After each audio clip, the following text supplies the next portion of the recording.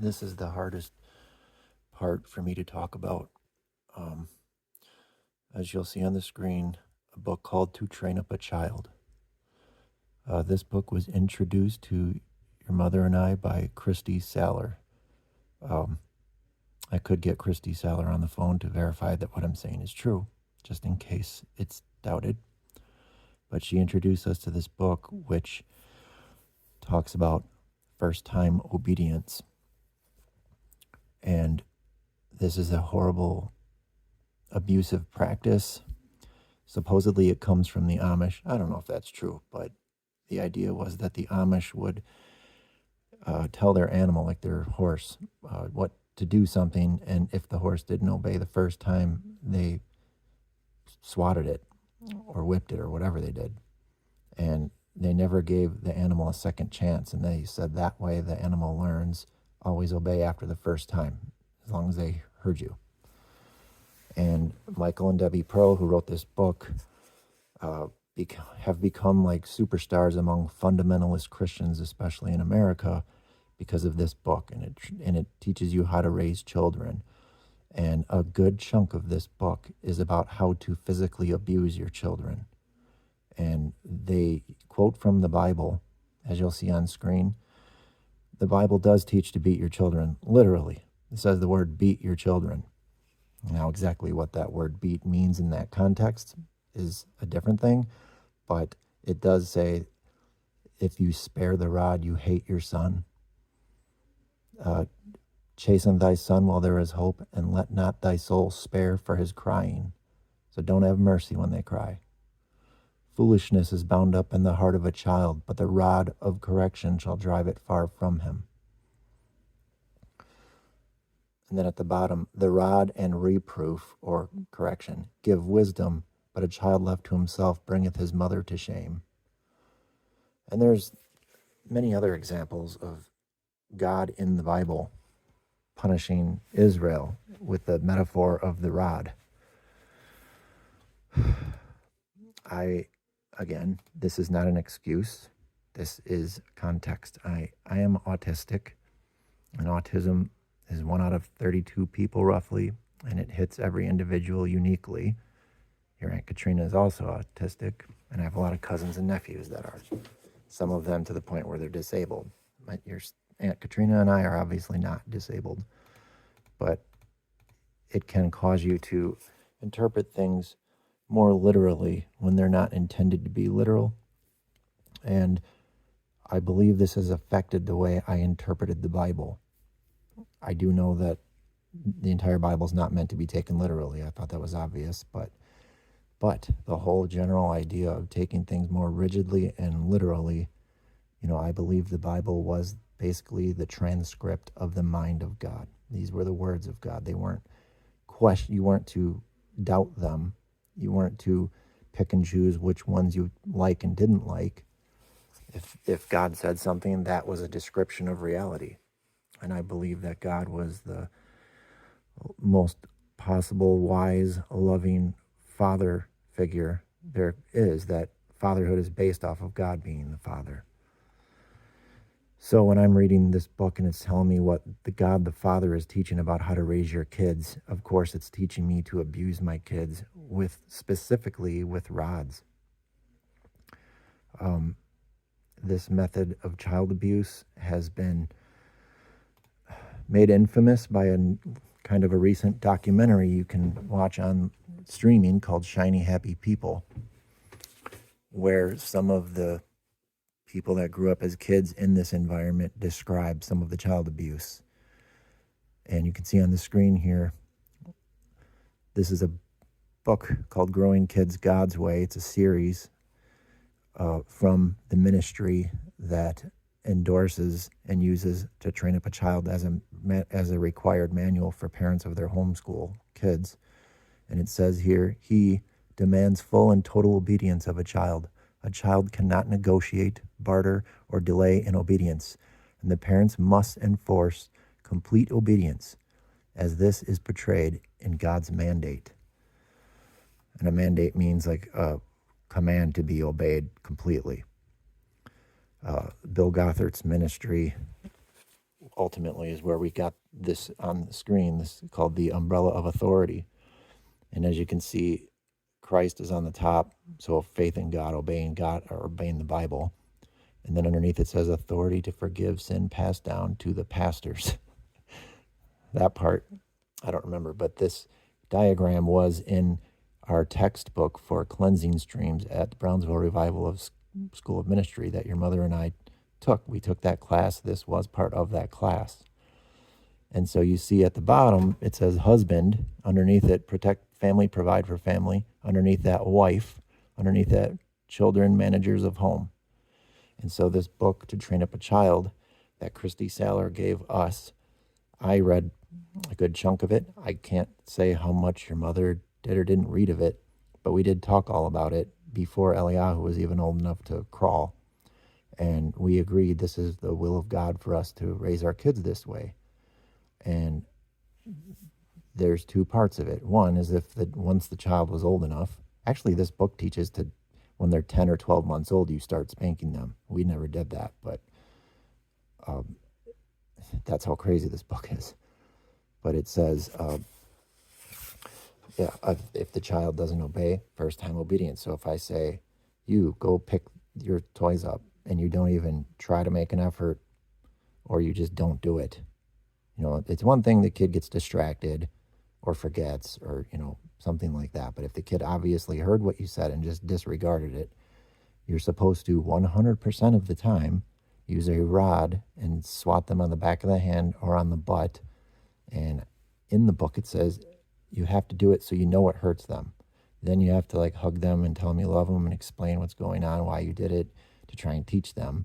And the theory is that the kids will grow up to not only obey after the first time every time, which is ridiculous to even expect or try to attempt, but that they'll turn into godly, productive, responsible, self-sufficient, the best version of themselves, because you're following the creator of the universe's method of how to raise kids.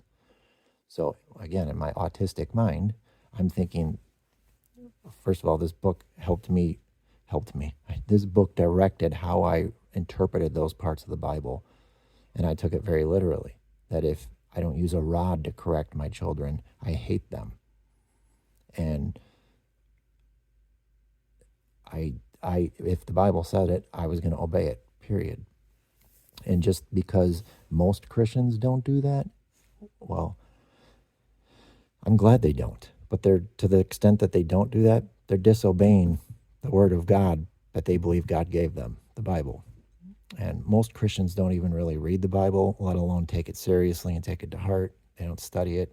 I learned that right when I became a Christian in 1996. But I did. I devoured the Bible cover to cover, every translation I could get my hands on, every commentary.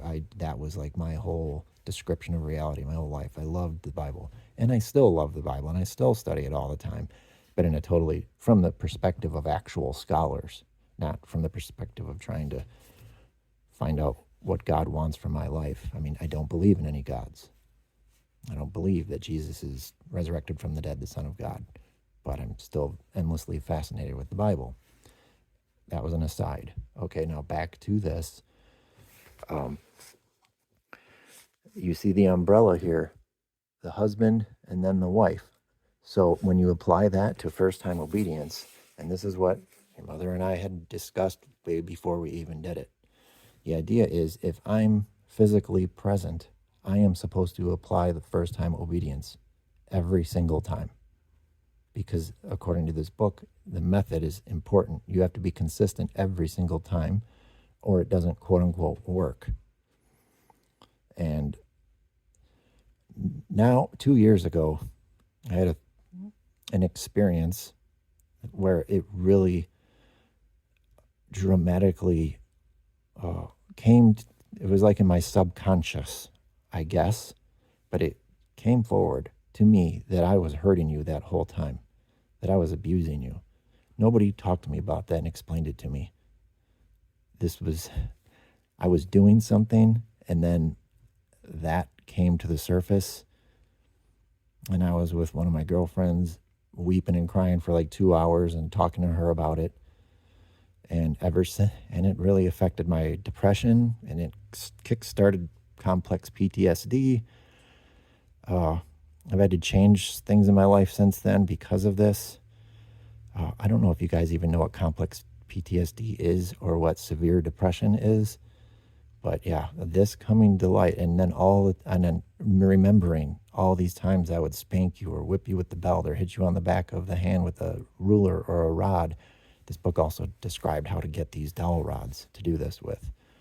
And yeah, it's like I'll be driving, I just start feeling phantom pain on my butt from spanking you, like how much it must have hurt, or on the back of my hands, or remembering doing these things and remembering you crying and thinking, wow, I probably really physically it hurt you, but I probably really emotionally wounded my kids.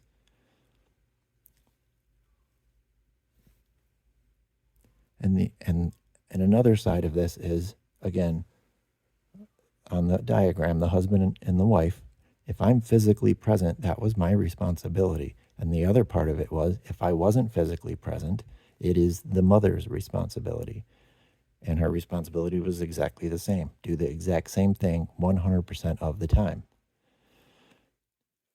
Now, 2 years ago, when I had this revelation of how horrible I was, it occurred to me that I'm not sure Julie was even doing this. I think that she said she agreed to it, said she understood it, because it was clearly from the Bible. And one of our friends, Christy Saller, had recommended all this to us. And I think Julie initially agreed to it, but when it came down to actually doing it, once the kids were old enough, and I saw her do it at first, at least, I think that she stopped doing it when I wasn't around. And so what the effect is, which I'm glad she stopped doing it, but the effect was I was doing it, and it made me look like I'm the horrible person and she's the good guy, when the whole time she led me to believe that she was doing the same thing. Like, we had talked about it a handful of times over the years about, hey, you got to make sure we're consistent 100%, both of us. This isn't just like me. If I'm the only one doing it, it doesn't work. In fact, it's counterproductive, and I won't do it if you're not doing it. We both have to be doing the same thing. And she's like, yes, okay. Like, she would agree with me, but I don't think she really did. I think she just said that to placate me, and I don't think she had the skills to know how to communicate if she disagrees or doesn't feel comfortable or is confused about something. I think she would just say what you wanted to hear, and the reality might have been something different. The same thing goes like when I think Tim Delaney asked her if I believed that I was, dominant over the woman in the relationship, because there are parts in the Bible that teach that. Well, there's also parts of the Bible that don't teach that and teach the opposite. You got to pick and choose which one you're going to follow. And I didn't believe I'm supposed to tell the woman what to do. I believed that we were equal. And I think he was asking her leading questions like, does Adam think that? And I think she just didn't remember. And she's just like, well, yeah. And I think a lot of things happen that way. There was one time in Kansas City when we lived on the street with Hyde Park. And if you remember the little playground across the street where we would go all the time and I would play with you guys. One time, Julie asked me to go, just her and I, without the kids. And I want to say somebody was at the house. Somebody was watching you guys. But her and I walked over to the park. And then she tried to have a talk with me. Now, looking back, I'm saying somebody told her to do this, because this is the only time she's ever done anything like this. And I'm saying that someone was Rachel Williston, the midwife of you kids. She was in our church too. Rachel Williston didn't discipline her kids in any kind of a way. And she had one son. And like, for instance, he at our house church in our living room one time in Kansas City, the little kid just threw a conniption fit and spit in his mom's face and was kicking and screaming and crying. And they took him down into the basement. No, not to beat the kid, but to try and talk him into being a good kid. And all you heard was him yelling at them the whole time, like it didn't work. And I'm not saying what they should have done. I'm just saying what she was doing was obviously not working. This whole idea of never discipline your kid. I mean, I don't think you should ever spank your kid or hit your kid on the back of the hand at all. But I don't think your kid should be yelling and you're screaming and spitting in your face and crying. So I didn't have respect for Rachel's ideas at that time. And Julie brought me to the park, and then she said, Rachel asked me to tell you that she thinks that you're abusive. And I don't know if Julie's going to remember this. I hope she does. But I said, what do you mean abusive? Like that word, I didn't know what that meant. I mean, I knew what the word abuse meant, but I didn't realize what it all meant. Otherwise, I wouldn't have been abusing my kids with this book's method. She said, I don't know. And I said, well, did she give you an example? No. I was like, well, did she talk about like what it was that I was how I'm abusive? No. And I'm not making fun of her. I'm saying this is what happened. And I'm remembering her voice like that. No. And I kept asking her. I was like, are you sure you can't remember anything? No. I was like, well, what do you think she meant? I don't know. I was like, well, what's the point of us having this conversation? I don't know what you're trying to address. I don't know. And that was the end of the conversation. That would have been a good time for Rachel or some adult just to talk to me face to face, plainly, reason with me, and talk with me about all of this. Because I don't think anyone else in the fellowship was doing this method, even though Christy is the one recommending it to us. I can't verify that. I don't know. I would have to ask her. But I wanted to go over all of this so you could see this diagram, as this is what I can't speak for her, because apparently she doesn't remember things and just placates you by saying she agrees with you. Maybe she agrees at the moment and then forgets later, and it just doesn't sink in what she's committing to. But it said there, I'm supposed to follow the first time obedience method every time I'm there, and then she's supposed to if I'm not there. And you guys can tell me, was she doing it? Or was it just me? Because it seemed like it wasn't working at all. And I'm not sure if it would work if she was doing the same thing. But I know that if she wasn't, it definitely wouldn't work. And the other work, meaning that you'd obey after the first time. The other part of it is, I'm not going to get all into it, but this is called authoritarian parenting, and it's called corporal punishment. And studies have shown that it's unhealthy for the kids, and it has negative results. There's very little positive, if any, to it. It traumatizes the kids. It reproduces violence in them. It doesn't encourage them to think for themselves and take responsibility over their actions and their own decisions. It's just, I got caught. Now I got to get spanked. And that might explain why sometimes you guys would consistently just ignore what we would say. And sometimes you were very, very good. Like, I don't quite understand it all. I just know, like, if we were in public, all four of you, and we're going grocery shopping, and somebody started getting upset, like this was cute, like Eliyahu would start crying all of a sudden, and Hannah would go like, oh, look, Eliyahu's throwing a fit, and then Eliyahu would instantly stop whining. And that was all of you. Like, Hannah loved to try to get Eliyahu in trouble that way, but he would stop. And or when we were in house church, we would have you guys in the room with us when you were when you were babies, and then frequently when you're a little older, or you'd be in the room with us part of the time. And out of all the kids in the fellowship, you guys were almost like perfectly behaved, like the whole time. It was unusual for children of that age to be like that.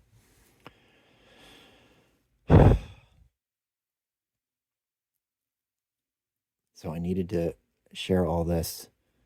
Of course, yes, I'm not being emotional and crying right now, but fucking believe me, it's a very regular thing for me to be mulling over all of this and have intrusive thoughts about this. And I get distracted from what I'm doing, forget what's going on, having flashbacks of all this. And that's for this. And the other half of it is the night that we had split up. I rehearse on a daily basis, sometimes many times a day, like me wanting to say what I want to say to her and you guys and anybody else. Like, that's not what I did. I wasn't covering her mouth and preventing her from breathing. I want it etched onto my tombstone, if I have one, that I did not do that. I did not try to prevent her from breathing. I didn't accidentally, I didn't even for a split second prevent her from inhaling air. It was a foolish decision of me trying to prevent the police and child protective services from getting involved, and then everything going really south for everybody involved. And I hope that that becomes very clear, because if you could hear her going between every scream that I muffled, that gasp for air means she had free access to inhale air every single time she had to inhale air until she exhausted herself. If you want to murder someone, you wrap your hands around their neck and squeeze them. You don't grab a decorative pillow. I grabbed a decorative pillow because I thought she was going to bite my hand. And then when I realized that wasn't working, I threw the pillow away, and I did what I did, where I held both of her wrists with my right hand, and with my left hand, I blocked her screams when she was screaming. Only when she was screaming, not when she was not screaming. And I waited a split second to put my hand over her mouth. And yeah, should I have done that? No, that was foolish. But it was not an attempted murder or an attempt to hurt her. This was me freaking out, trying to prevent the cops and CPS from getting involved. And I want to say, why wouldn't she quiet down? Why is it so utterly impossible to stop yelling and screaming? She did it on a normal, regular basis, but that's another thing. But when you open the front door in that neighborhood and you scream at the top of your lungs and you won't stop, that's why I got terrified, because I knew everybody was listening.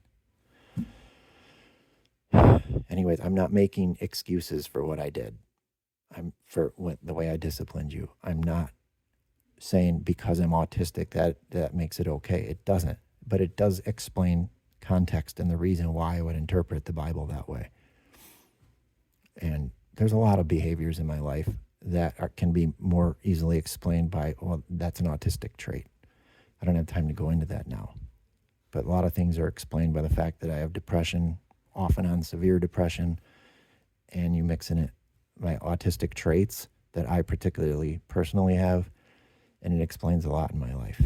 Like when Julie and I were together, we were trying to figure out what's different about me. At first I thought maybe it's personality types, and I looked up all the different personality types, and it's not that. And I didn't know what it was. I mean, I found out about autism, but that basically meant you're retarded. Like you can't talk. Well, yeah, it depends on how severely autistic you are. Most people who are autistic are not like that.